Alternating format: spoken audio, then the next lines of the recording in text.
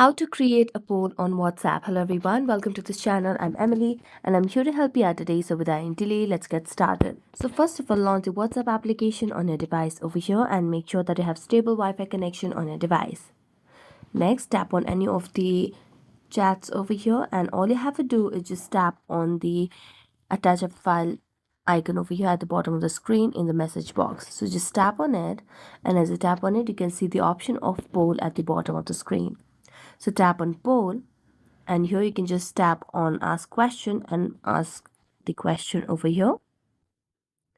So I'm gonna just enter a question over here, and you can just add the options by yes, no, and if you want to add more, you can just add it and then tap